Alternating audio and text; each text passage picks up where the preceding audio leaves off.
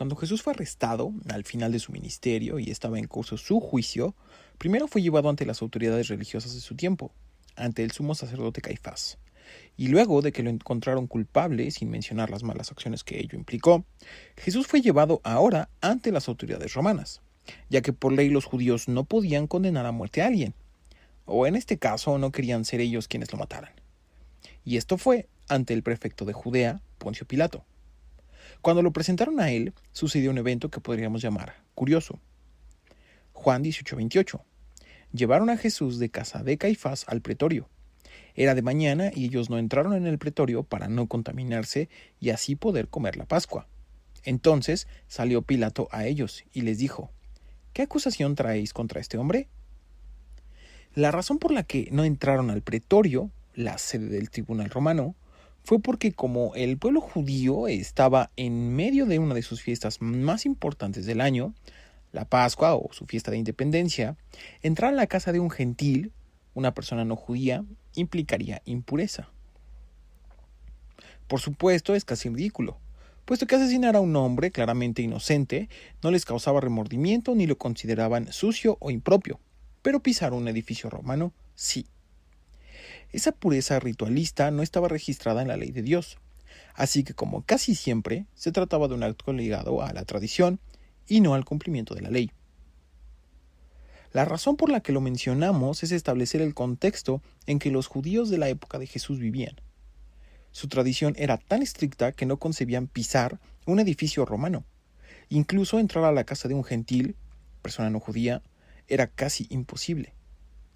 Otro ejemplo sucede cuando, después de la resurrección de Jesús, Pedro predicó en la casa de un hombre romano llamado Cornelio, una autoridad romana militar, literalmente porque un varón con vestidura resplandeciente lo mandó traer. Hechos 10:21. Entonces Pedro, descendiendo a donde estaban los hombres que fueron enviados por Cornelio, les dijo: He aquí, yo soy el que buscáis. ¿Cuál es la causa por la que habéis venido? Ellos dijeron: Cornelio el centurión, varón justo y temeroso de Dios, y que tiene buen testimonio en toda la nación de los judíos, ha recibido instrucciones de un santo ángel de hacerte venir a su casa para oír tus palabras. Con tal instrucción, Pedro acudió a la casa de Cornelio, y aunque seguramente su intención era amable, su introducción no lo fue. Hechos 10:28, y les dijo: Vosotros sabéis cuán abominable es para un varón judío juntarse o acercarse a un extranjero, pero a mí me ha mostrado Dios que a ningún hombre llame común o inmundo. Pedro, imprudentemente dentro de la casa de aquel militar romano, fue capaz de decir a todos los que escuchaban que era abominable para él estar ahí. Con esos dos ejemplos, volvamos a la historia de Jesús y sus discípulos, quienes acaban de ser salvados de una tormenta que casi los mata, y se dirigen a la Decápolis. Esas ciudades con grandes influencias griegas y romanas en las que sencillamente nadie conoce o teme al Dios de los judíos. La tormenta fue una declaración importante de aquellas fuerzas antagonistas a Dios que resisten y rechazan la visita de Jesús y sus discípulos en esos territorios. El acto de Jesús al acercarse a la Decápolis es una declaración fuerte de autoridad. Haber calmado la tormenta solo con su voz presenta un escenario complejo. Sus discípulos ya no se pueden bajar del arca, aunque algunos probablemente quisieran. Lo anterior porque se trata de 12 judíos que muy probablemente nunca habían entrado a la casa de algún extranjero en su propia ciudad, y casi con certeza jamás habían ido tan lejos del territorio de Israel. Y si la primera vez que lo hacían, junto con su maestro Jesús, lo primero que sucedía era sufrir una tormenta que casi hunde la barca, no era precisamente el evento más amigable que pudieran experimentar. Por tanto, entre más se alejen del territorio de Jehová y se acercan más y más a territorios ajenos, el caos será cada vez más palpable. En su mente probablemente había miedo, y todo aquel infortunio que experimentaran sería obvio para ellos. No porque supieran el futuro, sino porque alejarse de su Dios, entrando a territorios de gentiles, era una imprudencia. Todo lo malo que les pudiera venir, en su mente, se lo habrían buscado. ¿Qué de bueno podría traer a los discípulos alejarse del territorio de su Dios?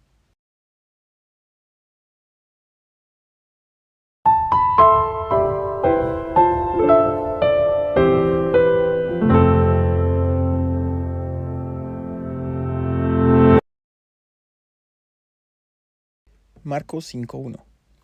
Vinieron al otro lado del mar, a la región de los Gadarenos, y cuando salió él de la barca, enseguida vino a su encuentro de los sepulcros un hombre con un espíritu inmundo. Los problemas de visitar una tierra ajena solo crecen.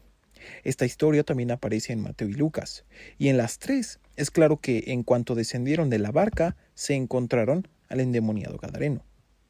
A pesar de que Jesús y sus discípulos ya habían sido testigos de personas oprimidas por espíritus, este caso es particularmente grave. En primer lugar, porque el hombre habitaba en los sepulcros, lo cual implicaba una falta grave de impureza entre los judíos. Número 19:16. Y cualquiera que tocara algún muerto a espada sobre la faz del campo, o algún cadáver, o hueso humano, o sepulcro, 7 días será inmundo. El hombre gadareno tenía un espíritu inmundo, vivía en los sepulcros, y Lucas amplía aún más su estado. Lucas 8:26. Y arribaron a la tierra de los Gadarenos, que está en la ribera opuesta a Galilea. Al llegar él a tierra, vino a su encuentro un hombre de la ciudad, endemoniado desde hacía mucho tiempo, y no vestía ropa, ni moraba en casa, sino en los sepulcros. Según la declaración de Lucas, el hombre también andaba desnudo. Marcos 5:3. Que tenía su morada en los sepulcros, y nadie podía atarle, ni aun con cadenas, porque muchas veces había sido atado con grillos y cadenas, mas las cadenas habían sido hechas pedazos por él, y desmenuzados los grillos, y nadie le podía dominar. Y siempre de día y de noche andaba dando voces en los montes y en los sepulcros, e hiriéndose con piedras. La escena era por mucho una de las peores y más caóticas que habían visto en toda su vida. Se encontraban lejos de la tierra de Jehová su Dios. Habían encontrado a un hombre poseído que vivía en los sepulcros. Vivía desnudo, totalmente atormentado por la violencia que experimentaba. Su sufrimiento se reflejaba en los gritos que daba en los montes, y en el límite de su sufrimiento se hacía daño a sí mismo. El retrato de lo que narra la historia es con certeza deprimente, y demuestra una de las cosas poco mencionadas pero evidentes del contenido bíblico. El antagonismo entre Dios y los seres celestiales rebeldes no solo es entre ellos, los humanos también son parte de esa disputa. Por ejemplo, en la historia de Job es el Satán quien reta a Dios para dañarlo, demostrar que Job era convenenciero y no amaba a Dios en verdad. Job 1:9. Respondiendo Satanás a Jehová dijo: ¿Acaso teme Job a Dios de balde? ¿No le has cercado alrededor de él y a su casa y a todo lo que tiene? Al trabajo de sus manos has dado bendición. Por tanto, sus bienes han aumentado sobre la tierra. Pero extiende ahora tu mano y toca todo lo que tiene, y verás si no blasfema contra ti en tu misma presencia. También Pedro, el discípulo, en una de sus cartas lo expresa. Primera de Pedro 5:8. Sed sobrios y velad, porque vuestro adversario, el diablo, como león rugiente, anda alrededor buscando a quien devorar. Entonces, a lo largo del texto bíblico no es novedad que el adversario, o Satán, deteste a los humanos, esencialmente porque portan la imagen de Dios. Génesis 5:1. Este es el libro de las generaciones de Adán, el día en que creó Dios al hombre. A semejanza de Dios lo hizo. Varón y hembra los creó, y los bendijo, y llamó el nombre de ellos Adán, el día en que fueron creados. Todo lo anterior llega a su cúspide con el endemoniado gadareno, un hombre gentil, endemoniado, que vive entre los sepulcros. Se daña a sí mismo, da gritos como de locura, anda desnudo, y nadie puede controlarlo. Génesis 5:6. Cuando vio, pues, a Jesús de lejos, corrió y se arrodilló ante él, y clamando a gran voz dijo: ¿Qué tienes conmigo, Jesús, Hijo del Dios Altísimo? Te conjuro por Dios que no me atormentes. Lo que ocurre en la historia podría catalogarse mínimamente como confuso. Podríamos decir que quien se acercó a Jesús era el atormentado por el espíritu inmundo, pero las palabras obedecían al espíritu inmundo, no al hombre. Es decir, pareciera que existe una mezcla entre lo que el espíritu inmundo quiere hacer y lo que el hombre atormentado está sintiendo. La expresión Hijo del Dios Altísimo es una expresión usada varias veces en el Antiguo Testamento, pero es la primera ocasión que sucede en el Nuevo Testamento. Y curiosamente sucedió muchos años atrás, cuando el primer patriarca Abraham volvía de lo que podemos decir fue la Primera Guerra Mundial Antigua, en la que su sobrino Lot había sido llevado cautivo. Abraham reunió hombres para liberarlo, lo hizo y al volver se encontró a un sacerdote. Génesis 14:17. Cuando volvía de la derrota de Kedorlaomer y de los reyes que con él estaban, salió el rey de Sodoma a recibirlo al valle de Sabe, que es el valle del rey. Entonces Melquisedec, rey de Salem y sacerdote del Dios Altísimo, sacó pan y vino, y le bendijo diciendo: Bendito sea Abraham del Dios Altísimo, creador de los cielos y de la tierra.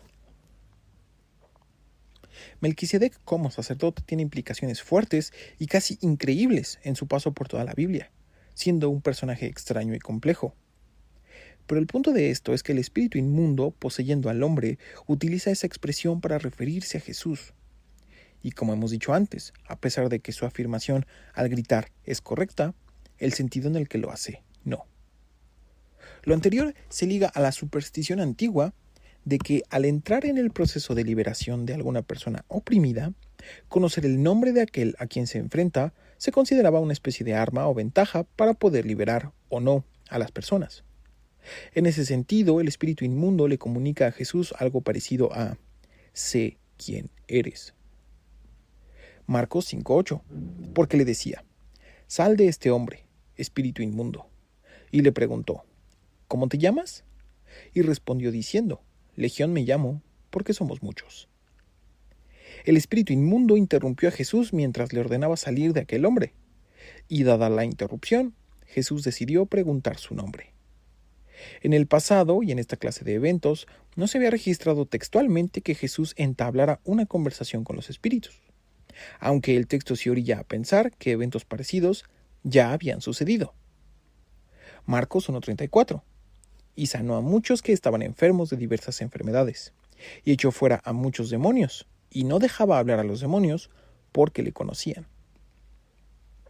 Adicionalmente, haciendo que el espíritu se revelara, le daba a los presentes una idea real del tormento que vivía aquel hombre, y en el camino, asumiendo que esas personas ni eran judías ni conocían a Jesús, pudieran observar que ese hombre, Jesús, les traía un mensaje importante. Al responder, Legión me llamo, porque somos muchos, es, aunque no lo parezca, un contraataque. Por supuesto, no puede negarse a responderle al Hijo de Dios, y el nombre en sí mismo le comunica a Jesús que son muchos los espíritus que poseen al hombre. Eso explicaría los gritos, la fuerza sobrehumana y la gran crisis que ha vivido tanto tiempo. En tiempos de Jesús, legión era un término militar que representaba a 6,000 hombres. Todos los judíos, o más bien todos aquellos territorios dominados por Roma, sabían que las legiones eran el músculo militar del imperio, y cuando se hacían presentes era porque iban a conquistar alguna ubicación o poner orden en algún lugar donde había disturbios. Sea como fuere, el concepto de legión en su contexto revelaba, para los que no eran romanos, que las cosas no andaban bien y que la fuerza de Roma estaba por llegar. Eso es lo que el espíritu inmundo le quiere mostrar a Jesús, lo quiere intimidar. Aunque por supuesto llamarse legión no representaba exactitud o asumir que eran 6,000 espíritus inmundos, sino decirle que eran muchos y que no sería fácil combatirlos. Marcos 5:10. Y le rogaba mucho que no los enviase fuera de aquella región.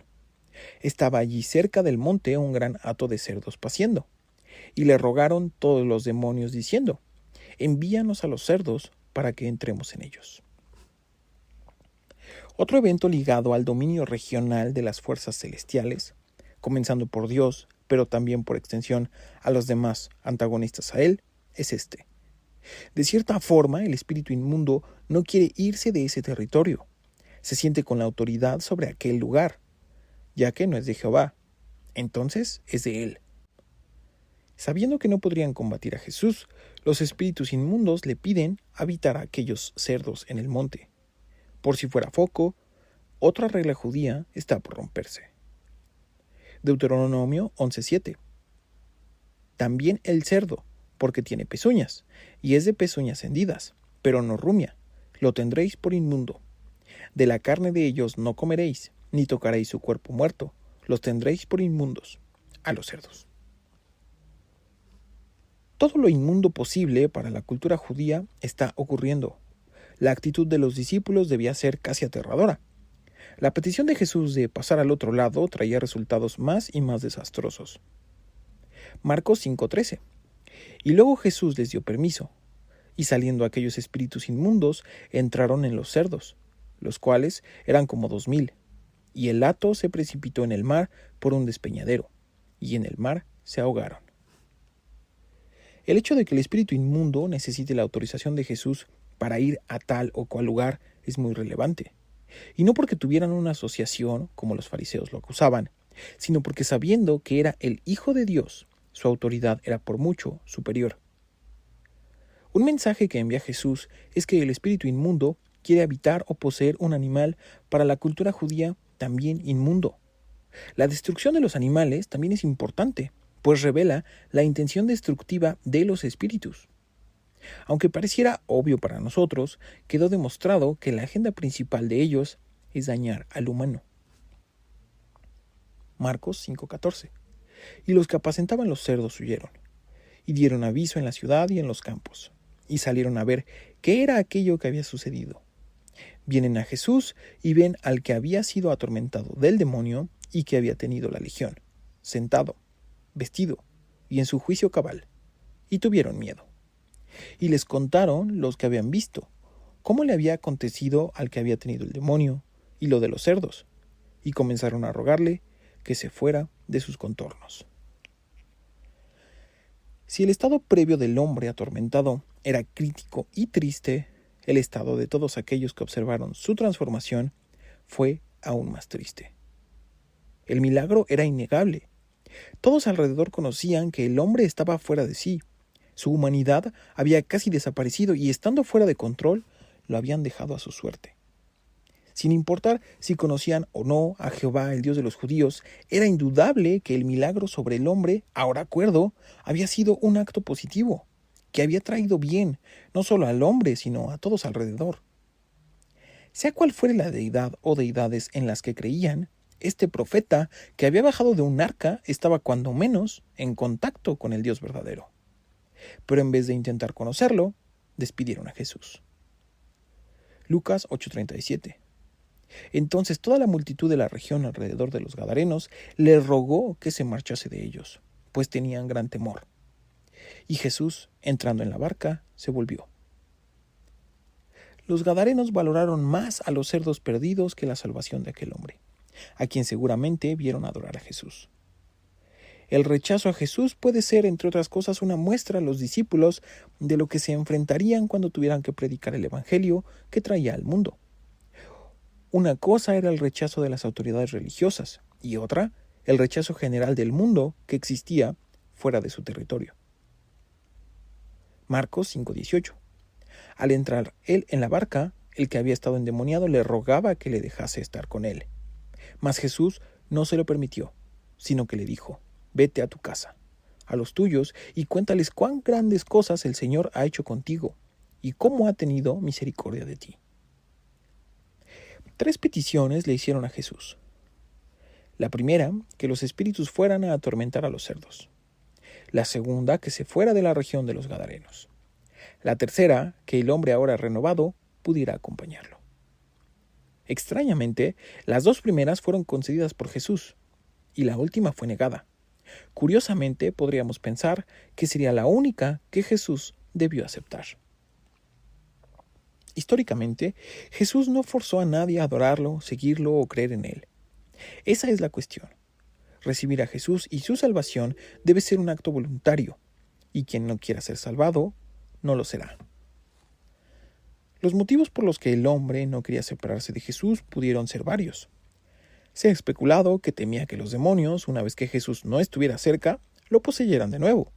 O bien, su deseo genuino de retribuir a aquel que le había salvado literalmente la vida. Aún así, este hombre fue convertido en el primer misionero de la causa de Jesús. Al recibir la instrucción, cuéntales cuán grandes cosas el Señor ha hecho contigo, de facto le decía que los espíritus no volverían a molestarlo. En una perspectiva, Jesús no lo rechazó, lo llamó a un propósito mayor. Si los habitantes no querían cerca a Jesús, tendrían todos los días como testigo verdadero a ese hombre, gritando que el Jesús de Galilea había bajado de la barca y milagrosamente lo había restaurado. El hombre seguiría siendo famoso en su región, no como un loco, sino ahora como un hombre cuerdo, el vestigio claro de que ese lugar pudo encontrar la salvación a través de Jesús, pero en vez de eso, lo rechazaron. Marcos 5:20. Y se fue y comenzó a publicar en Decápolis cuán grandes cosas había hecho Jesús con él. Y todos se maravillaban. El hombre no tomó la negativa de Jesús como rechazo. Obedeció a quien lo liberó y se unió a su causa. Varias lecciones desprenden de toda esta historia. Para los discípulos, el evento que atestiguaron, y sobre todo bajo las circunstancias que enlistamos a lo largo de todo este capítulo, debió ser abrumador. Todo lo inmundo que podía ocurrir, ocurrió.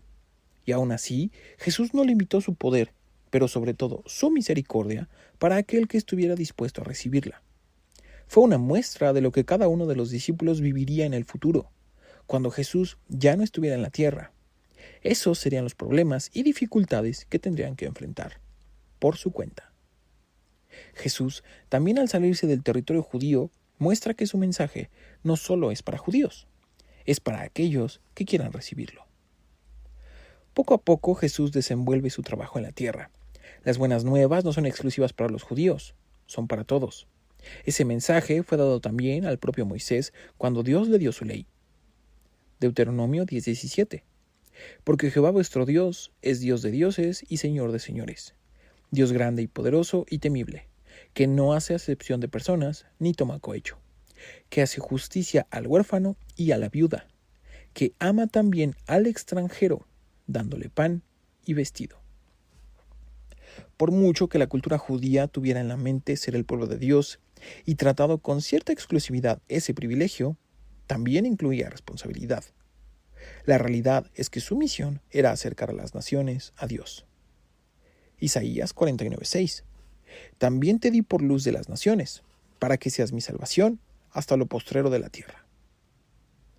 Jesús actuó esa tarea y demostró a través del endemoniado gadareno que su poder no tiene límites, que la tradición sumada a la ley de Moisés estaba a punto de culminar, pues todo lo que era inmundo en el pasado, por él, ahora es restaurado. Y particularmente en esta historia el mensaje más importante era este: la recuperación de las naciones para Dios ya ha comenzado. Salmo 67:1. Dios tenga misericordia de nosotros y nos bendiga, haga resplandecer su rostro sobre nosotros, para que sea conocido en la tierra tu camino, en todas las naciones tu salvación. Te alaben los pueblos, oh Dios, todos los pueblos te alaben.